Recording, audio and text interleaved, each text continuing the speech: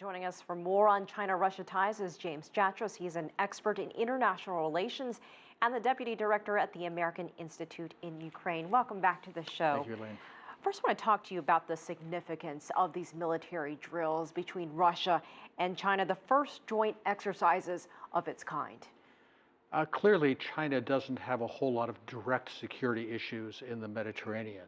This is clearly designed as a very visible show of force for Russia in its international positions. I think we can put this in the context, for example, of the Victory Parade in Moscow, where the Chinese president was clearly the foreign guest of honor there, and even little things that a lot of people would notice, like the fact that the Chinese soldiers marching in the parade were wearing the St. George's ribbon, which is the symbol of the anti-Kiev forces in eastern Ukraine. I think if China was trying to send a very loud, clear message, we are supporting Russia internationally, they couldn't be doing much more than they are.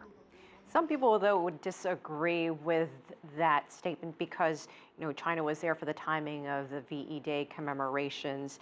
And, as you heard in the report, Russia saying that it's not a show of force. We've heard from lots of analysts who said that before the marches, the demonstration on Red Square. Well, then we can disagree about that. It's not a show of force, it's a show of political support.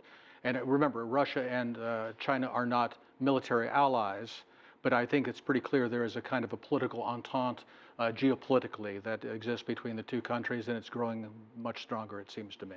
So do you think we could see more drills like this, or perhaps maybe an even deeper cooperation between these two countries' militaries? I think so, and I think it also will be then matched by greater political and economic integration between Russia and China, and indeed with other countries in Asia. I think maybe it's partly a shift to, you might say, an Asian pivot, but a different one than President Obama has been talking about. Speaking of which, the U.S. Secretary of State John Kerry also in Russia, planning to meet with Foreign Minister Sergei Lavrov, Syria and Ukraine among the major topics of discussion during that meeting. What do you expect out of that meeting? Not a whole lot. It seems to me that there's not much give or innovation in American policy at this point with respect to any of those places. I mean, let's take Syria as an example.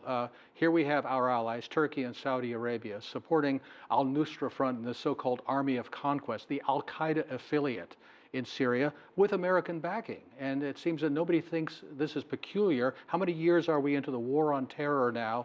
And here we are directly or indirectly supporting an al-Qaeda force in Syria. Obviously, the Russians don't like this. I think a lot of Americans don't like it if they really were following what's happening there. But the U.S. positions, it seems to me, are so oddly focused in some of these countries. I don't see there's any common ground really to discuss with the Russians on this. But the fact that they're actually still meeting despite some of the perhaps disagreements on other issues, are these topics that they could work with each other on? I mean, they've been working on the Iran nuclear talks together. Kerry seems to have a fairly decent relationship with Lavrov. Conceivably they could, but ultimately it's nice to have, it's always good to talk, it's good to have the personal relations, but at some point the policy positions have to find some common ground, and right now there isn't a whole lot of common ground on any of those issues. Where do you think the state of U.S.-Russian relations are at this point?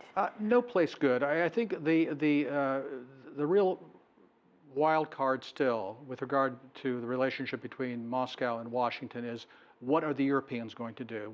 What in particular is Germany going to do? As long as the United States feels it can keep Europe on the reservation, then I think that we will continue to have an inflexible policy toward Moscow. If that begins to change because the Europeans feel that they need to look out for their own interests, their own relationship with Moscow, at some point I think American policy would have to catch up. All right, James Jatras, as always, we appreciate your time and your perspective. Thank you so much for joining us.